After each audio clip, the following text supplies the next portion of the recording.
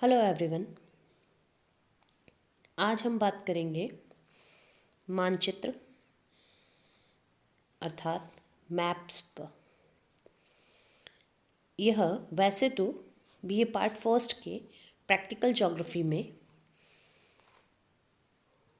According to syllabus है, परंतु मानचित्र भूगोल में अपनी एक महत्वपूर्ण स्थिति रखता है, एक महत्वपूर्ण स्थान रखता है।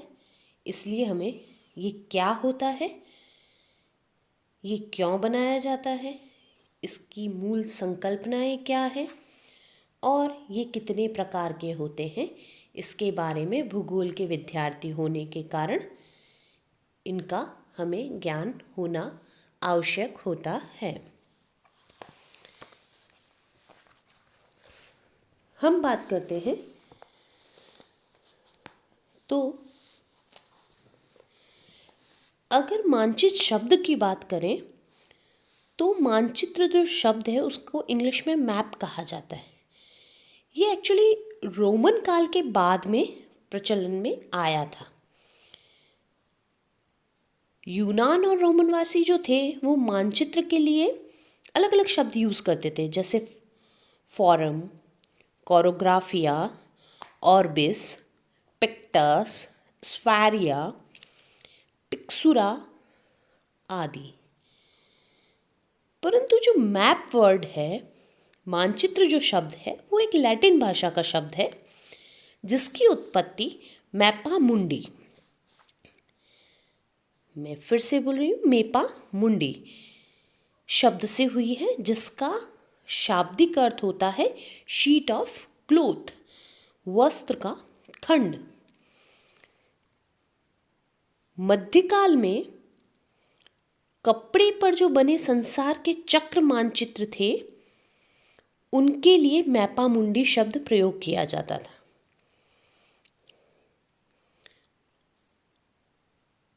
और ये जो मैपा मुंडी शब्द है उसका सर्वप्रथम जो प्रयोग किया गया वो 1840 में इटली के एक ईसाई मठाधीन मिकन जो थे, उन्होंने एक वस्त्र पर बने विश्व मानचित्र के लिए किया था। और धीरे धीरे इस शब्द का अपभ्रंश होता गया और एक युक्ति युक्त शब्द जो है मैप बना। हिंदी भाषा में जो ये शब्द है मानचित्र, उसका अर्थ है मान प्लस चित्र, अर्थात ये दो शब्दों से मिलकर बना है जिसका मीनिंग होता है मान मीन्स माप और चित्र मीन्स किसी भूभाग का चित्र, अर्थात वह चित्र जिसकी रचना मापनी के आधार पर होती है उसे मानचित्र कहते हैं। अर्थात अकॉर्डिंग टू स्केल जो चित्र बनेगा वही मानचित्र कहलाएगा। मापनी के बगैर जो भी चित्र है वो सिर्फ एक रेखा चित्र के रूप में परिभाषित होंगे, न कि मानचित्र के रूप में। जब तक उस चित्र के साथ उसकी मापनी न दी गई हो, स्केल न दिया गया हो, हम उसे मानचित्र नहीं कह सकते। इस प्रकार मानचित्र का जो अर्थ है वो क्लियर है कि मापनी पर आधारित जो चित्र है, और ये चित्र भी किसका, किसी भूभाग का होना चाहिए या किसी क्षेत्र का होना चाहिए, वह मानचित्र कहलाता है। अगर इसे पारिभाषिक रूप में हम व्यक्त करना चाहें as a definition of a map, तो हम इसे कहेंगे कि मानचित्र पृथ्वी के बड़े भाग के भूवितरणों को चुने हुए संकेतों पर दर्शाने वाला ऐसा चित्र है जिसे कि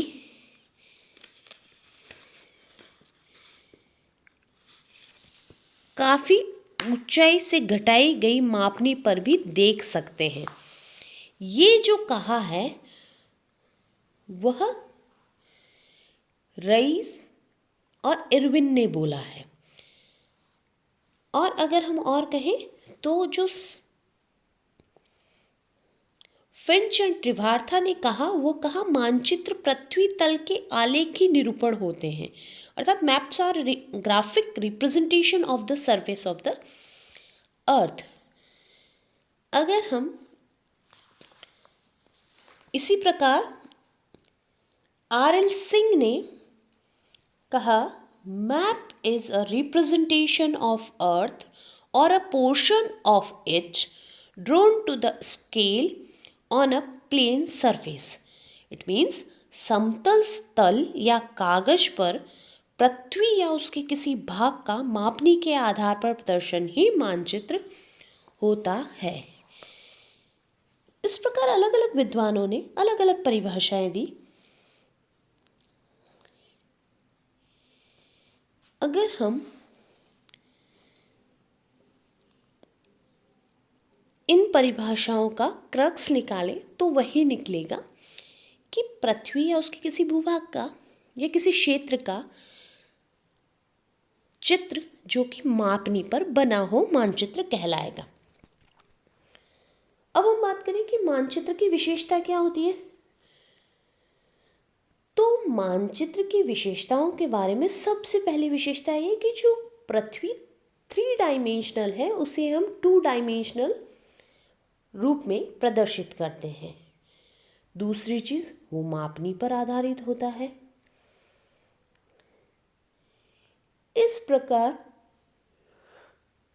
हम पृथ्वी या उसके किसी भाग के एक या अधिक लक्षणों को बहुत अधिक शुद्धता के साथ प्रदर्शित कर सकते हैं मानचित्र के द्वारा। अब हम बात करें मानचित्र की मूल संकल्पनाएं क्या है, बेसिक कॉन्सेप्ट ऑफ मैप। तो वो जो मानचित्र की मूल संकल्पना है, इससे मतलब हमारा ये है कि मानचित्र में सदैव विद्यमान रहने वाले वे लक्षण जो कुछ अपवादों को छोड़कर सब में मिलेंगे, मतलब उसमें नेसेसरी कौन कौन से फीचर्स होने चाहिए, कौन कौन से लक्षण होने चाहिए। तो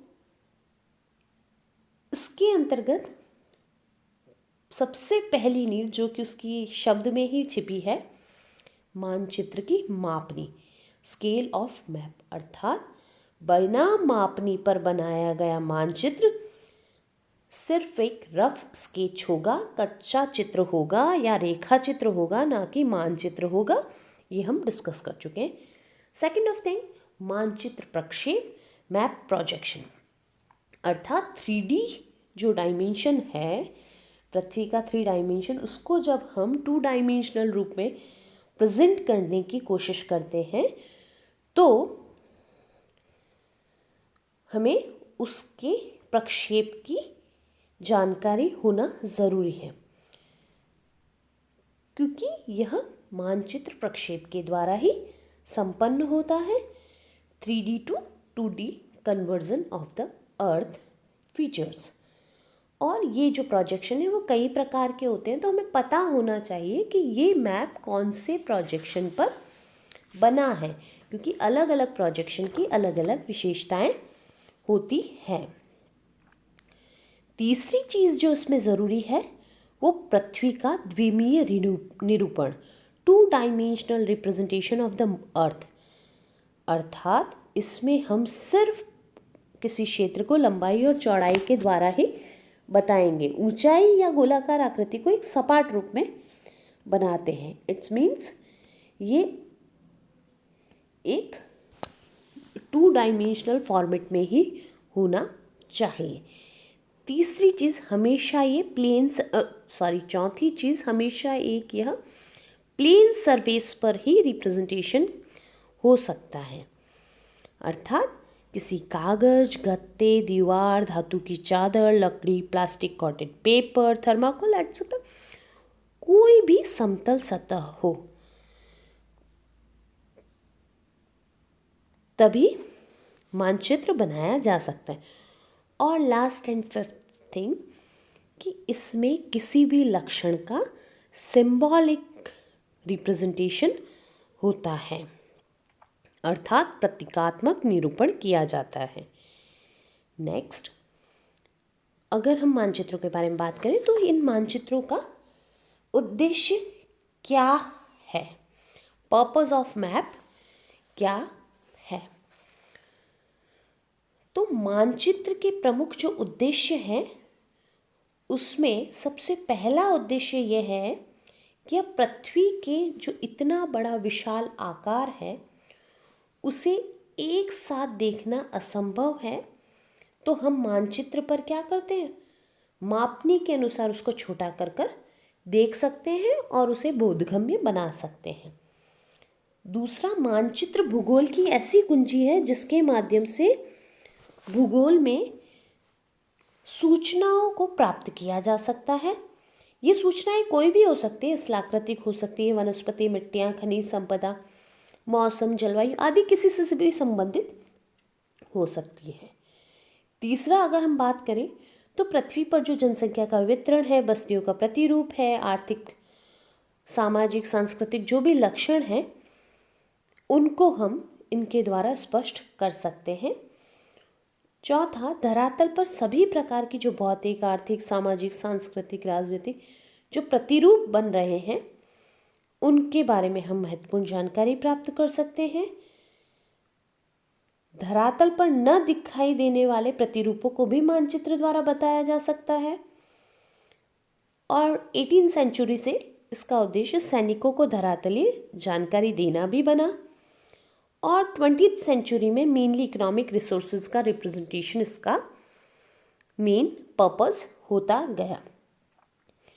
एट प्रेजेंट अगर हम बात करें तो किसी भी स्थान की जानकारी देना